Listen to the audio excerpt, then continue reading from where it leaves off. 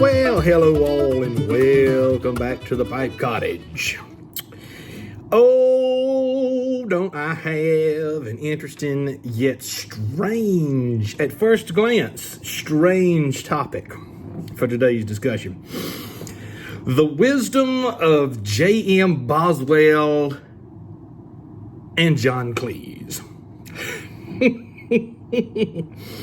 Now, if you're following the Pipe Cottage, you've been following us for some time, you know that I'm a fan of J.M. Boswell pipes. So that doesn't come as a surprise that I'm going to talk about him. But what may come as a little bit of a surprise is why in the world am I putting John Cleese in the same category? Well, for those of you who don't know who John Cleese is, he is one of the leading minds behind the Monty Python, or as they say in England, Monty Python, comedy series. Made several movies years ago in the 70s. Did some stuff in the 60s, I guess. In there somewhere. John Cleese, he's just a phenomenal person. I've never met him in person. I've met J.M. Boswell. But I want to talk about what I admire in these two men and what we can learn from the experiences of both of them. I like doing this. I like doing this when I'm writing history and when I'm dealing in everyday society. I like to look at different people, maybe people from somewhat different backgrounds, and try to figure out what they have in common and what the differences might be, of course, but what's the underlying common denominator behind things that they do right. But I'm not going to smoke a pipe today, but I did want to show you a couple of my favorite J.M. Boswell pipes. This is an estate pipe that I bought a couple of years ago, I guess, and it's from 2013. I love the rustication on this. Ooh, that's pretty. And it's got this nice little auburn-colored stem on there. Isn't that nice? Just this wonderful little thing. And it feels good in the hand, and it's got a flat bottom on it, so it's a sitter. I usually take this out when I'm traveling or going somewhere because I can sit it down on a side table, on a park bench, whatever the case may be, and don't have to worry about losing it because it's falling somewhere.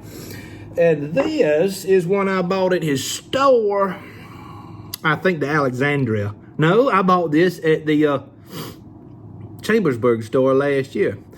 And it's a straight apple with a saddle bit stem on it. I love these stems, and I love a straight apple. So this pipe has the best of both worlds for me because it clenches so well. It just clenches beautifully. I've not smoked it much, as you can see. There's not hardly any carbon on it. I've got probably 20 or 25 Boswell pipes.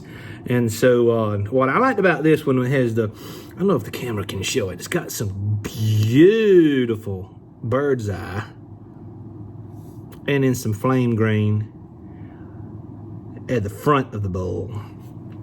And it's absolutely gorgeous. I love it. So those are my two probably favorite Boswell pipes that I have in my collection. But there are more, but that's all I wanted to share today. Now, somebody may ask, well, what are your favorite Boswell tobacco blends? Well, on the English side of things, Northwoods, of course, is very popular among people. I really like Northwoods. I like Countryside as well. But my all-time favorite Boswell aromatic blend is Sweet Dreams. And it's probably got one of the best room notes. It's probably one of my wife's favorite room notes, actually, among the aromatics that I smoke, is Boswell's Sweet Dreams. So let's start this discussion. Let's talk about J.M. Boswell for a bit. What I admire about him as a businessman and as a gentleman. Well, when I first met J.M. Boswell, I walked into his Alexandria store, and I may have shared this story before on the Pipe Cottage channel. I don't recall right off. But I walked in, and I was expecting employees to be behind the counter selling pipes. I was expecting Mr. Boswell to be hidden in some far off corner of the shop doing his magic, doing what he does, making pipes. But I walked in and the first person I see is J.M. Boswell behind the counter selling pipes to customers. He is the face of the business at that point. I'm looking at him personally. And I walk in, he finishes selling those items to those customers who were there with him. And then he looks at me and says, y'all come on in. And I could tell right then when he used the phrase y'all that he probably was not from Pennsylvania. And later on during that same visit, he admitted to me that he was from L.A. For those of you who don't know what that means, that's simply Lower Alabama.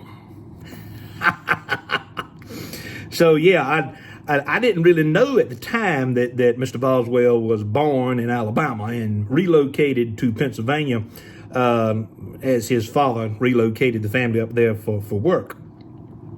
But walked in, and he immediately got a coffee cup, went back to his pipe shop, to the coffee maker, came out with the coffee and poured me a cup of it. And to this very day, I can just that cup of coffee just so good. I mean, everything was quality about the experience. The taste of the coffee, the taste of the tobacco, the smile on Mr. Boswell's face, the smell of the shop, the beauty of the shop. And so I probably stayed in that smoking lounge for 5 or 6 hours that day. And Mr. Boswell would come in and out. He was not, and for those of you who know about this shop, and I know many of you who watch the Pipe Cottage channel, you've been there. You've been to both his Chambersburg and or his Alexandria store. But I want to use this as an example for a much bigger point I'm trying to make at the end of the video, so hang tight. So I walk into the smoking lounge, and this was a couple of years ago now. I've been there since, but this is the first time was a couple of years ago. And I was in there, and I just noticed all these wonderful people just having just pleasant conversations. And Mr. Boswell would come in and out over the course of the day. He would sit down and enjoy a pipe with the customers. He wasn't always making pipes back yonder in his shop. He was constantly making sure that everybody was comfortable, that the smoking lounge was a comfortable and welcoming environment. And one thing he told me when I was there, because I had a conversation with him about the pipe world and the pipe industry and the tobacco industry and what sets his place apart. And he told me, he said, I haven't been to a pipe show since 1996. And I thought, well, that's why. And so he told me, he said, I don't have to. And I have such a large customer base, and he does. He probably, I don't know how many pipes he makes every week and every month and every year. That's my wife's computer over there. It likes to talk to me sometimes, but I want to put a shotgun shell right through the middle of that daggum screen. Anyway, as I was saying, he doesn't have to go to pipe shows. He doesn't need to go to pipe shows. And since then, I've thought about it, and I'm like, yeah, that's exactly right. Why do you need to go to pipe shows? He's got his own pipe community. I asked him, I said, when you put a store in Alexandria, Pennsylvania, because his first store was in Chambersburg, when you put a store in Alexandria, was there a pipe smoking community here that attracted you to this part of Pennsylvania? He said no. But he made one. He created a pipe smoking community. Now that's what I call a go-getter. The man knows what he's doing. And he told me, he said, any time and you want to build a business, and I remember this conversation very, very clearly, you've got to be married to that business to some degree. He said that he told his wife, I guess probably 50 years ago now, close to it, when he decided he was going to go into pipe making full time, he told his wife, he said, we're going to have to be married to this business. It's going to have to be a part of our everyday life. And another thing he told me, he said, while people are vacationing around the country and traveling all over the world, he is hustling at home, making pipes, blending tobacco, and creating a business that, well, in my opinion at least, is probably the envy of any pipe and tobacco shop in the United States. I know there are other pipe and tobacco shops in the country, but I don't know of any pipe and tobacco shop where the guy who owns the business has a reputation for making some of the most beautiful pipes in the United States, in the world, actually. So he's got a unique talent, and he put that talent to work in building a business that that should be seen as an example to us all. The guy knows what he's doing, and he's a perfect gentleman. And I always look forward to going to Pennsylvania and visiting Mr. Boswell. I've learned a lot from his business model, not in the sense that I want to create a pipe or tobacco shop. That's really not in the cards for us anymore. But in more general terms, what it takes to be successful in any type of business or vocation. And we'll talk about that at the end of the video, some common denominators between what I see in people like J.M. Boswell and somebody who is completely different vocation, completely different way of life, John Cleese. Now, let's switch a little bit. Let's switch gears a little bit. Now, I don't know John Cleese. I've never talked to him as I've talked to if that thing goes off one more time, I'm gonna go grab my .357 revolver. My wife ain't at the house right now, and I'm gonna pull the trigger and blow a hole clean through that daggum computer screen. Y'all don't tell her I said that. Now, I picked some quotes from John Cleese from some interviews that I found of him online. Now, for those of you who don't know who John Cleese is, just look him up. He and I probably don't agree on a lot when it comes to politics or religion, but I may be wrong about that. We might agree on far more than we think. But this is a man who, I mean, I watched the Monty Python films with my daddy when I was a young man. Well, a much younger man than what I am now. I don't really consider myself to be a young man by any stretch of the definition today. And but these are just a few quotes. I was just in case you don't know anything about John Cleese and what he has to say about modern society outside of his movies and so forth. So just listen to some of these.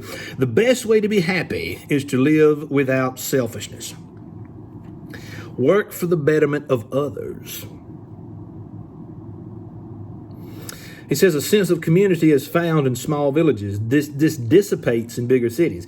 What more of an agrarian statement can you make? A sense of community is found in small places, small communities and villages, not in big cities. People with no sense of humor should not be allowed to determine what people with a sense of humor are allowed to enjoy. Oh, that's just beautiful.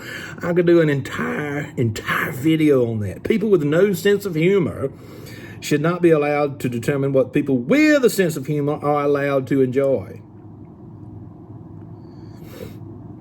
And there's another point that he's made in several interviews, is that if you don't have common decency, then money is the common denominator of a society. If you don't have common decency, then money becomes the common denominator.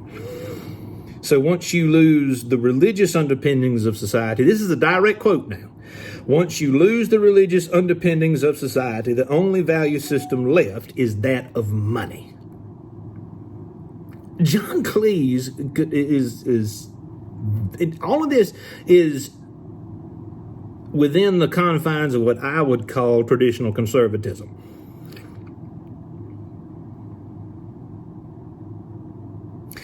Another quote, when did we decide that pride is greater than humility?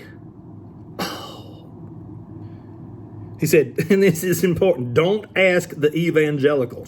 And I remember in that interview watching him, and he was talking about the prosperity gospel people. The people who, what's that feller's name out in Texas? I can't remember his name. The guy with the big teeth, slicked hair. Somebody shot in his church recently, I think, or something like that. I can't remember his name. Anyway, these prosperity gospel people, John Cleese has no tolerance of that. I tend to agree with it. Listen to this. John Cleese. Mother Teresa went into her work because she realized she had a Hitler inside of her. That is a theological point that we could dissect for the next 3 hours. Mother Teresa went into her work because she realized she had a Hitler inside her. The problem with the Puritans is they always think they're more pure than they really are.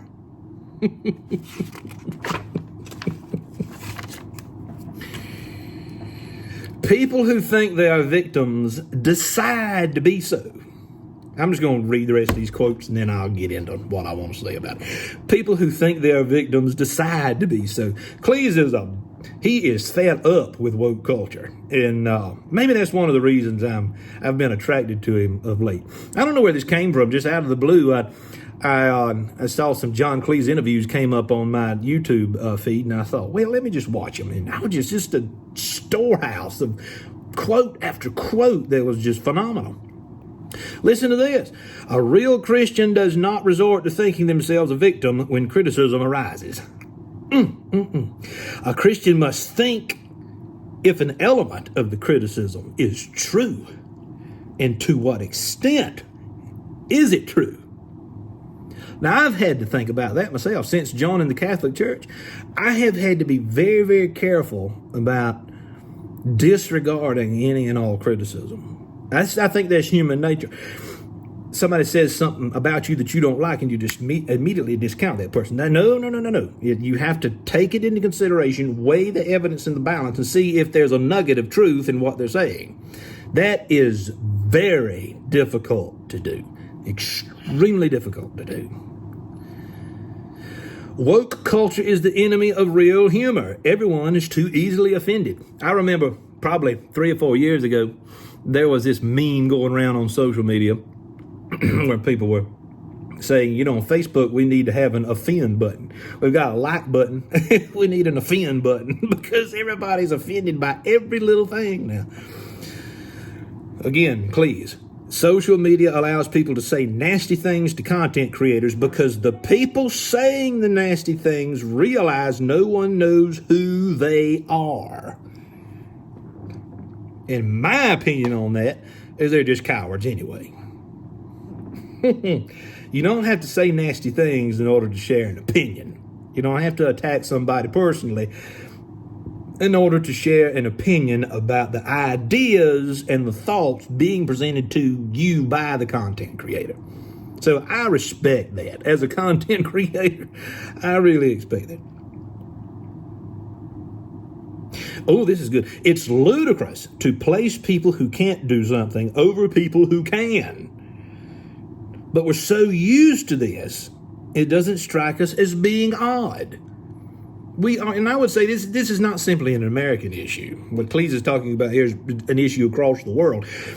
We're so used to people who are incompetent having power over us that we don't think anything is unusual about that.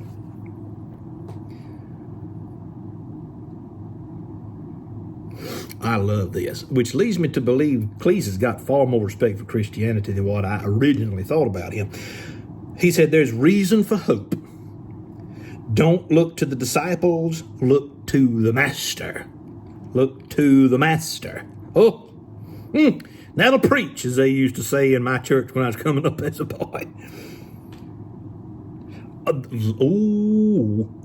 You listen to this. Listen to this now. Pay no attention to the people who are waiting on the thrill of being offended. God almighty. John Cleese.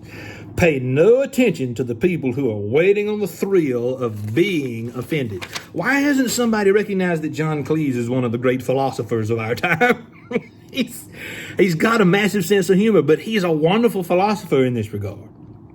No, so let me draw this all together. So what's the common traits of both of these men? J.M. Boswell, a pipe maker, a tobacco blender, a businessman in Pennsylvania, USA. John Cleese, known for his comedy and his acting. He's written a book or two. He's British. And so what do they have in common there? Two different worlds, two different countries. And I think that I could have picked a host of different people to talk about, and I would be able to say successful people now. I could have picked any number, a combination of people to talk about, successful people, and come to the conclusions that I'm about to share with you now. So, what are the common traits of both of these men, J.M. Boswell and John Cleese? I think these are the common traits of most successful people, whether in business, whether in entertainment, in ministry. Number one, got 5 traits here. They're very good at what they do, and they take pride in a job well done. Now, that's not selfish pride. That's simply pride in a pride of gratitude. A pride of, it almost is a contradiction in terms, but there's humility about this pride that we're talking about. They like doing a good job. They want to do a good job. J.M. Boswell wants you to have a good experience in his shop. I'm sure that John Cleese wants you to have a good experience when you are watching his talent on display in a film or something like that. Number 2, both of these men approach their work with talent, precision, consistency, and above all, humility.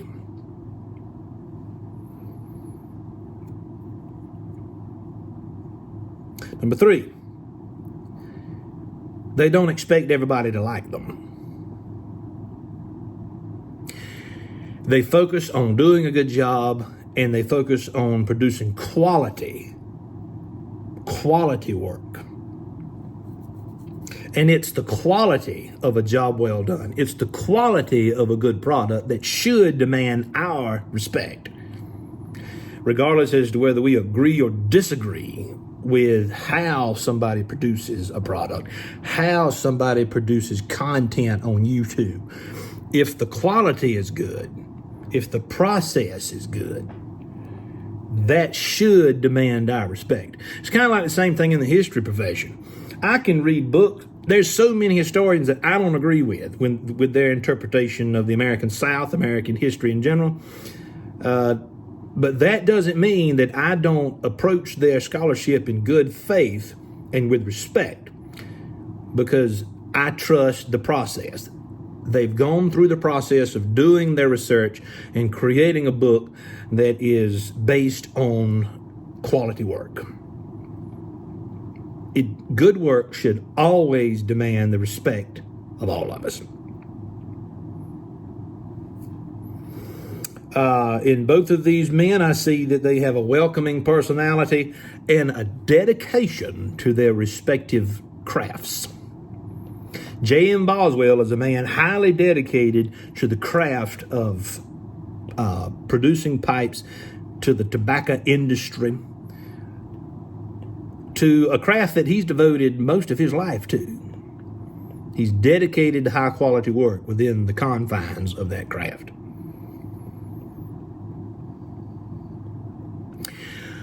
Both of these men that we've been talking about, they are good at what they do, and they know it.